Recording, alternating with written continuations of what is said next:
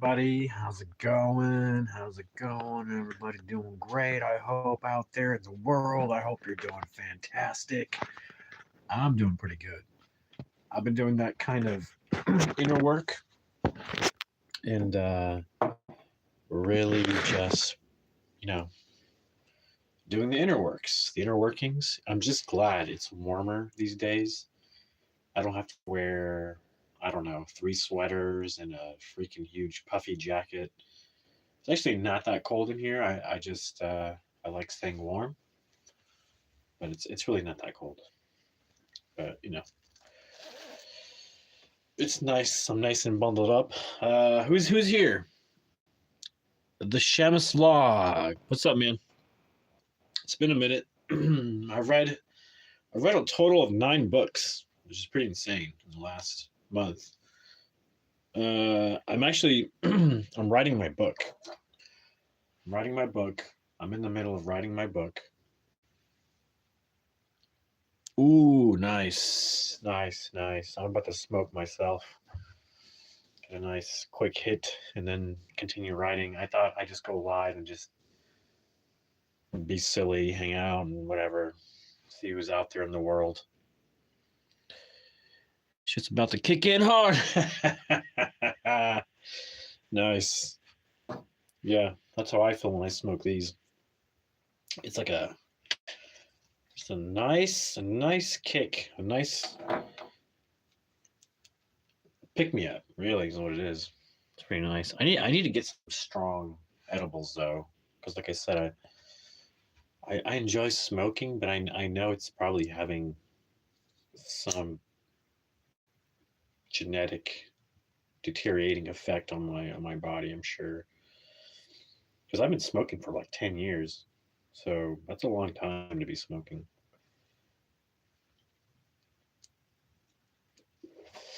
Man, these go fast. I'm disappointed.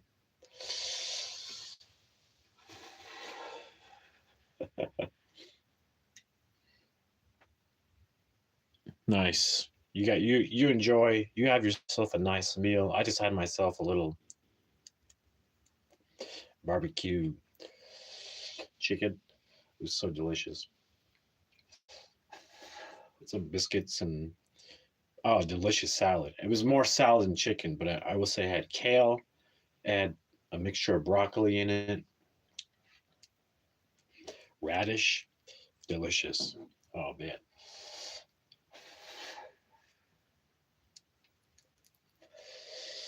All right. Feeling good. Feeling good, feeling good, feeling good in the neighborhood. I really been focusing on putting in the work on myself to heal, but not just that. I'm realizing that anything, before the physicality, it's vibration first, matching to the energy that you want to experience, right? Finding that center, finding that balance into those energies. So that's what I've been doing is just making a list of things that I want to constantly be feeling as far as energetically to attract that and to, anchor that in so that I don't go back to my old ways of negative thinking and that kind of stuff. So that's what I'm doing. I'm taking a smoke break and just kind of been thinking about that. They say you have to, like, before you do anything, make sure, this is what I heard. I like it though. Get into the vortex, Abraham Hicks. I don't know if you know who that is. I like her. She's cool. I listen to her whenever I get a chance, and she's all positive, everything positive. The way she channels. I guess it's kind of weird, but I guess she channels a entity perhaps, and like, or her higher self. I'm not sure what it is. I haven't looked into it enough, but she taps into her higher self or something, and then she gets like this pure, untapped stream of wisdom. It's insane. It's weird. Yeah, it's really weird. But it's cool because I mean, you listen to her and you're like, huh, really makes sense what she's talking about. Abraham Hicks. I mean, look her up on YouTube. She's everywhere. But yeah, I'm gonna get back to writing because I don't want to waste this precious time. I haven't been YouTubing as much, like at all. Like the last 3 days, 2 days, I haven't been YouTubing mainly because I've been writing. I went from intensely reading and intensely YouTubing to just intensely writing. I don't really have a set schedule. I don't have a schedule that I stick to. So I'm feeling things out. I'm feeling things out as I go. I'm pivoting as I go as well. I would say I've done lots of pivots last year, but now I'm trying to really hone it down to the things that, to the goals, the major goals that I want to accomplish in life. So that's where I'm at with things. That's where I'm at. You know, I talked to my ex briefly. That was nice. I talked to my ex. I don't like calling her my ex, but I talked to her. I reached out to her finally, and was like, "Hey, you know," and she responded. I didn't realize she would respond. I didn't think she would. I just didn't think she would respond. So uh, I didn't think she would respond. She did. She did. She even said she saw that I called, and she said she didn't want to revisit the past, which is understandable. I don't either. But you know, I'm not necessarily a representation of the past. We all have a past. I don't want to revisit the past either. But it'd be nice to see where things are at presently with her, just to see how things are going with her. I do. There's a part of me that really cares about her. So, she told me she was kind of inebriated, and perhaps her friend was too. And they drove home. And I told her, hey, look, listen, if you find yourself in a position like that, you better call me next time or something, because that's so dangerous. I would hate for her to get. She doesn't deserve anything worse to happen to her, to be honest. Obviously, we all make our choices, but every now and then a good friend could step in, right? Every now and then we can all be good friends to each other, even if it's someone that could potentially have hurt us in the past. It's okay. We forgive, but we don't forget, right? And then we just allow ourselves to see where things are at. You know, that's one thing I'm coming to terms with, is allowing myself to enjoy things again, right? To not be depressed. Like, I'm allowing myself to be happy. I'm allowing myself to feel joy. I'm allowing myself to feel all these things, because it can happen. You mess up, you slip up. It's an accident. You weren't thinking clearly. Whatever, you slipped up. Whatever, no excuse, right? Just no excuse. But whatever, you feel ashamed. You feel guilty, and those emotions themselves can really bring you down. I mean, I feel like that's what really started the depression, was just feeling kind of embarrassed and ashamed for for what had happened, for what's going on in my life, for what was going on in my life. Man, everything just spiraled out of control. I found myself in a dark, dark place. So I don't understand how that happened. I'm trying to really I'm kind of understanding more and more as I look back and assess everything. And that's quite really what this is all about. All these journaling, YouTube live videos. I mean, it's just me talking, right? It's not necessarily to anyone, but it's one of those things where people react in their own way and they say things, but I'm just really just saying what's on my mind, my heart, right? It doesn't define me as a person. It's one of those things where I'm learning to, when I look back at my videos and I listen to what I'm saying, I just go back and go, yeah, this is what journaling is. You kind of let it all out, and then you listen back and you assess. That's what I've been doing. I've been kind of listening back and assessing where I'm at, what I'm saying, where my thoughts are at, And it's been really good. It's been really good to do that. It's been really good to do that. Really puts things into perspective in a lot of ways. And that's how you really evolve doing this kind of thing. You evolve every day by doing this kind of thing. Every day you do it. Every day that you meditate, you know, eat healthier, hydrate, do a little bit of exercise, a little bit of reading. Those little increments every day, habitually, they add up over time. I mean, they do things to your body. They change you. They it's like a metaphysical thing. It changes you. You evolve. You evolve towards a positive direction, a direction of growth, right? Versus a direction of decaying and becoming, you know, ah. It's like they say, it's you can tell a lot by a person by the fruits they bear, right? It's just a reality. You can't escape it. It's just you can tell a lot by a person by how much they bear fruit. And so, a lot of people judge others by that rule. Like, oh, he doesn't bear very much fruit, so stay away from him, or he's, whatever, blah blah blah, or he bears a lot of fruit, so go towards that guy.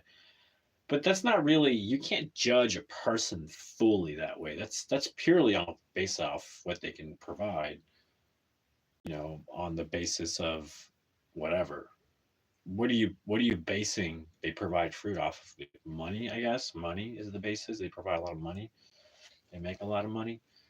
But does that make them a good person? Not necessarily, But does that make that person undateable? No, not necessarily. So it's tricky. What about the person who doesn't make money? He could be a really good person, not make any money, but make him undateable, So it's a weird thing. It's a weird thing to think about because, again, it's just all about balance. It's all about balance and how you use the tools. Money is just a tool. It's not anything else but a tool. It's not something to like crave after, obsess after. I mean, everything at the end of the day is pretty much a tool at your disposal if you can get your hands on it, and like I said, I'm in a place where I'm putting energy first, working working on that energy, making sure that on the palette, the canvas of energy, there is, a lot of good stuff, So it's nice. It's nice to go live and just hang out again because it's I haven't done it. But I'm sad that really no one's on. But thanks for the shamas lagros for hanging out for a bit. Appreciate it. Sometimes, yeah, sometimes it gets a little bit of I don't know. What can you say? It gets a little. I don't know, I just got tired of writing. I've been writing like 2 days in a row, nonstop. Taking breaks, whatever. But I really want to finish this book. I'm curious to see how long it really will be because it's weird. I've been writing on on a program called Notepad on this like laptop, but it's one of those laptops, not a full laptop. It's like one of those weird app driven laptops that I detest now. I really hate those. Um, but I need to get a real laptop, like a real solid working computing machine. I can get a second, three screens attached, like two more screens attached to it. I can work from that, and possibly even have a scanner that I can work from, and a portable printer, and like, you know what I'm saying? Like all that shit. I need that stuff to stay really working. To stay really working. I need that stuff. So that's my next goal is to my next big purchase as far as updating my gear, if you will. A portable laptop, very strong portable laptop with multiple screens that I can attach, and a portable printer, portable scanner, I guess portable fax machine. That's extra. That seems very extra. What else? Portable power source, like one of those you charge, and it holds like a long fast charge, like for like 7, 8 hours. Because then you can go anywhere. You can go anywhere, work wherever. I can go to the lake here in Oklahoma and just pull out the laptop, maybe create a little shaded area so I can like see the laptop. Because sometimes if you're out in daylight, you can't see the laptop, right? So create a nice little shaded area and just work from the laptop. Because everything I do requires a laptop or a computer, software. Nothing outside, and nothing I do really requires actual tools like a hammer and saw and stuff. Makes you think, doesn't it? And I did a lot of stagecraft stuff back in the day. I worked with tools a lot, and then I helped my brother build a recording studio at his house. That was pretty cool. I hear he's transitioning. He's got a new house that they're building and out in Sapulpa. He's got 2 kids. They're growing fast. It's insane how fast they're growing. I'm starting to feel younger than them. As odd as that. I mean, not really, but they're gonna get a point. They're gonna get to a point where those kids are gonna start looking older, and they're gonna pass me. They're gonna pass me in height, which I think one of them already has. I think one of them is like this tall, like one of his kids. And what's weird is like at some point they're gonna start looking older than me. So it's kind of weird how I've been able to retain my youthfulness. It's just bizarre. I mean, I obviously look older, but it's très bizarre. Très bizarre. I mean, there's people my age who look ridiculously old, like insanely old. You know what I mean? And they can't even do half the things I do. It's just crazy. It's genetics, right? It's like genetics.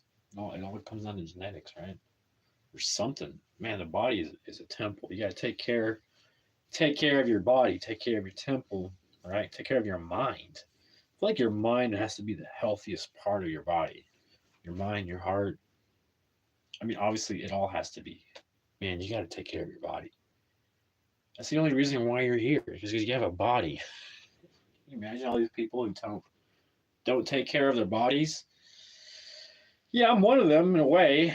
I don't, I smoke every day. I know. I'm trying to really pull it back with the smoking, but it's hard because I love it so much, I love it so much. What can I say? But I'm gonna have to do it, right? I'm gonna have to pull it back. That's just one thing I'm gonna have to do. And I've been really thinking about the whole acting business and stuff. A lot of it obviously comes down to the actor. It's their fault they don't advance. It's my fault I haven't been advancing. I have my ways of doing things independently and kind of keeping to myself and not opening to others and not really, I was kind of reassessing that and assessing how others are and how they've advanced, right? And how quickly they advance because of how they are, right? And they're a good model. And I go, huh, I look back to how I was like, oh man, I'm not a horrible person. I'm such an independent artist, it's just one of those things. I got to do whatever it is I got to do. But looking back, I was studying this other actor and he's like, man, he was just on point all the way around. And I was like, man, I got to be more like that then. That makes more sense. I got to be more like that. I got to be more on point. Just perfect with everything. It's a process. It's a craft, like everything else. Like a craft, like everything else, like I take seriously, like writing and all the depths of filmmaking that I take very seriously. Acting in itself is a very serious craft that every nuance matters. The way you are on set, the way you train, all the classes you take, it's all nuances. The way you represent the casting director so you don't embarrass them. It's all nuances. These are all little nuances. The paperwork that you put in on time, then you're on schedule, and then you're ready to go.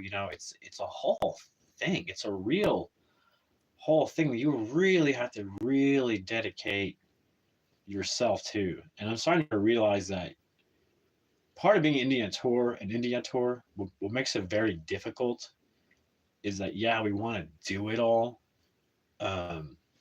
But I think the hardest part for an India tour is to like start incorporating more of the things that are more like in tune with the big leagues, right? Because as an independent artist, you just kind of do whatever you want, do your thing, figure things out, shortcuts, make things work, guerrilla style, right? All that stuff. But the real, I mean, I have a whole new light about how I view things now, how I view um, like the structure of things, right, and the approach of things. I have a whole different perspective, and as I look through this lens, right, through this lens, this perspective, I go, man, I'm not ready. No wonder I haven't moved forward. I'm just not ready as an adult, as a person, and going through doing this shadow work, doing the it's embarrassing, but reading this adulting book 101 and reading about psychology and relationships and neuroscience of the brain and all this stuff, what keeps you healthy, and it just and just reassessing, looking back through all the videos that I use as journaling, just kind of reassessing myself. Major improvements.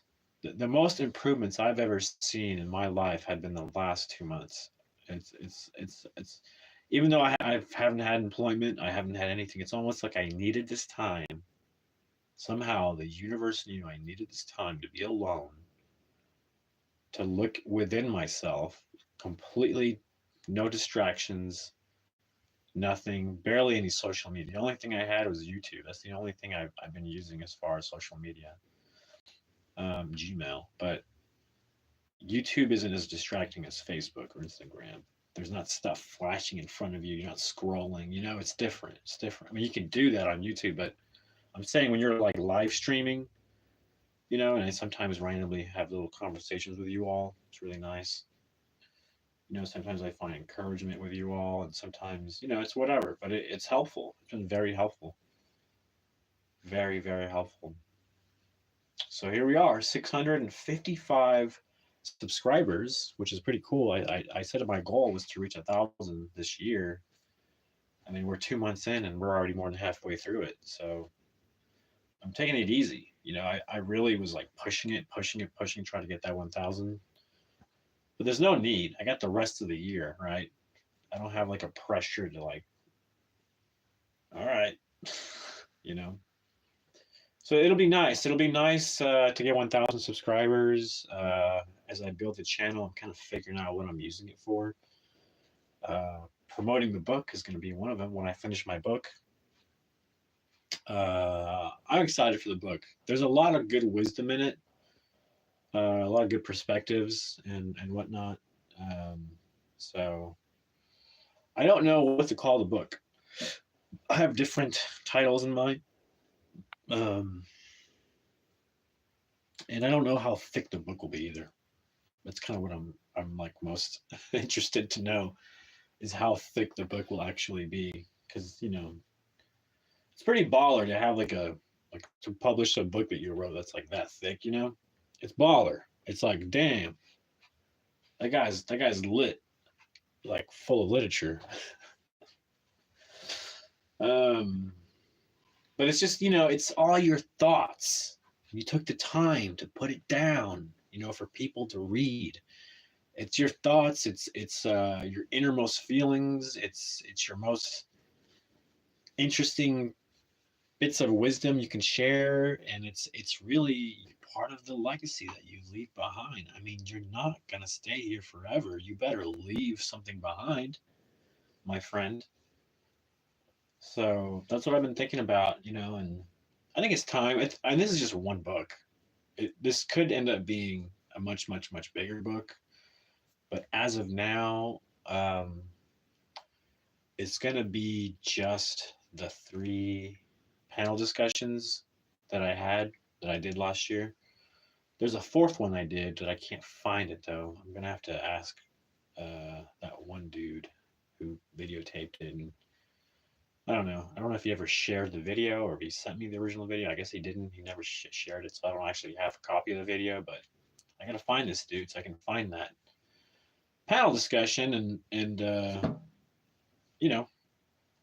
and actually possibly include it in the book. But like I said, the book is just those 3 panel discussions I had with all major players here. Kyle Kawiki Harris, director. He directed Out of Exile. You can watch it on Tubi.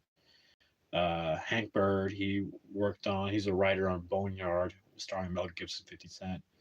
He was on the panel discussion. Had great discussion with those two. There was Dr. Brett McKinney. He's an AI specialist who was on the panel. We talked about AI and the implications of that in the industry, and we talked about the strike. And we had Patrick McNicholas, who is his own right, is a really interesting artist, filmmaker, personality here in town. Kind of, friends with the Outsider House people and all that stuff. Outsider House Museum here in Oklahoma. He's really involved with that. He does his own thing called Tulsa Past, I think. Tulsa Past, and he superimposes two pictures. He takes an old photograph of a Tulsa building or something. He goes to the same exact spot, same location, roughly, to get the same perspective of that picture, and he takes a picture, right, present time, and he superimposes them together. So like one side is the old picture, one side is a new one. It's really cool. He's been doing that for years. He's got a huge collection, and right now he has a collection that's going to be made public at the airport, which is, bravo, Pat. And it's funny. We've been friends a long time. We haven't really talked in a long time, but what's funny, I didn't get a job at Channel 6 because I was going to be like a camera person helper, and they knew I was friends with Pat, but they acted like we were going to act silly and not be professional, which was really irritating. I felt like I was going to punch this guy in the fucking mouth. How stupid of a statement that was, because me and Pat aren't like that. We're not silly. We don't like, we've always been, I've always admired his work ethic and his ability to just crank stuff out, and like him as an artist. I just respect him, and we're friends for that reason. And he's always been there for me, but we're not like, oh, silly, blah blah blah, like we're gonna act silly and stupid. We're not friends like that. So it really pissed me off that, like, I was straight out of TU. I was needing a job, and this job was perfect for me, and it would have been perfect, and I didn't get it because the guy who ran the job, who was employing people, said, "Oh, he was afraid we were going to act silly." The thing is, he didn't even tell me that. I found that out later, and then had he said something, "Are you guys going to act silly?" Like, had he said communicate anything, I would have been like, "Of course not." I'm very professional, and the thing was, he was acting like I was a child. Like I was just out of college, but man, I was in my early 30s. I wasn't a freaking child, so it was so irritating. So I didn't get that job, and it pisses me off to this day. So that's one thing I gotta let go, I guess. Work on letting go. What up, cool chicken nug? What's good? Oh, with the smoke. That's what's good. I'm about to light up, and get to writing. That's what I'm gonna do. Light up and go to writing. I got my friend over here eating an edible. That's good. That's good. This is a cavi cone called Strongberry Super Weed. THC 662.35 milligrams. Yeah, right.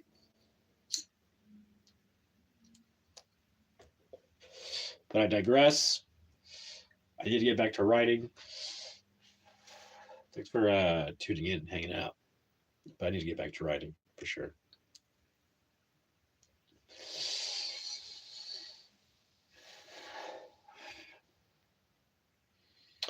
But it's all good. It's all good. All good in the neighborhood. You know what I'm saying?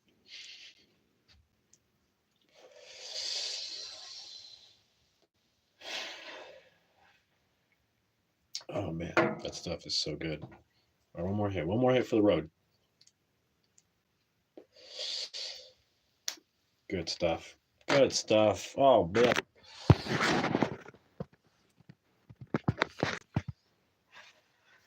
All right, people. I'm out of here. I'm out.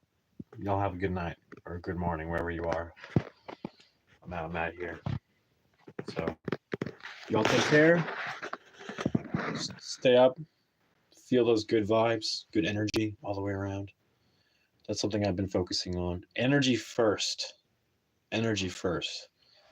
Go where you want to go energetically first. Be there first energetically, and then you'll get there. So that's what I'm learning. That's in the process. That's what I'm doing. So, and right now I'm there. I'm fucking high as shit.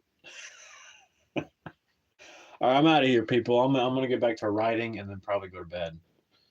So, man, I'm so close to finishing this book. You have no idea. You have no idea how close I am. 2 days straight, nothing but writing every freaking hour. Not really, but as much as possible. You know what I'm saying?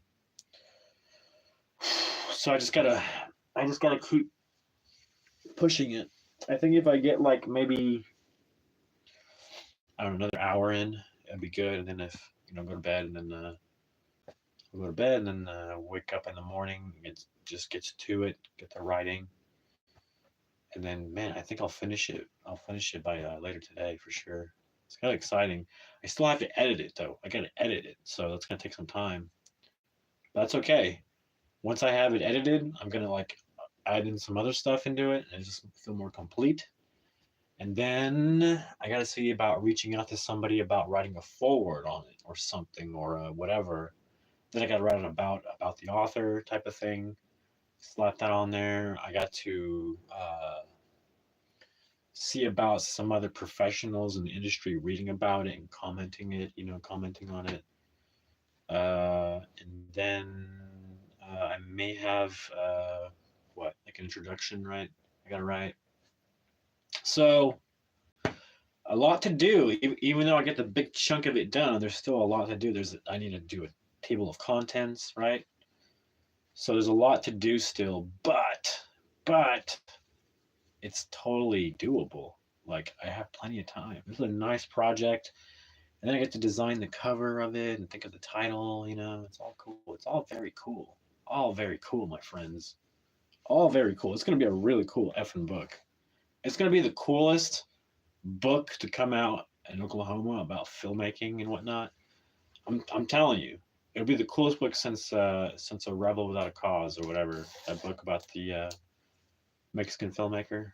You know what I'm talking about? Rodriguez. George, what's his name? George, or what is it? George Rodriguez? Is that it? The guy who's like friends with Tarantino and whatnot. Anyways, um, I applied for a job. It's like a very high up there job with a corporation, and I hope I get it because I'm about ready for that. Like after I finish my book and this and that, I'm ready to like finish that chapter of my life and start a completely new one with this job. Like I'm not serious. I'm so serious about it that like once I finish writing the big bulk of this book, I'm actually gonna dress up, go down to this corporation, go to their office, and be like, "Hey, I applied for this job. I know it's probably weird that I just showed up here, uh, but like I really want this job." So I'm just like, I'm here. I'm your guy. I'm telling you right now, I'm your guy. Security, right? No, but I'm telling you, like, I just want to show up and be like, "Look, did you get my resume? All right, cool. I just want to know if you got my resume. Like, here's my headshot. By the way, here's my headshot." I don't know. I'm just having a good time. I'm just being positive, but I am seriously gonna go down there and be like, listen, send in my resume about this position. I'm sure you're looking all over the place. I encourage you to look local because you guys are local. You guys started here, and not only that, my resume is very impressive. I have an impressive experience in this field, and this is like the most perfect thing for me to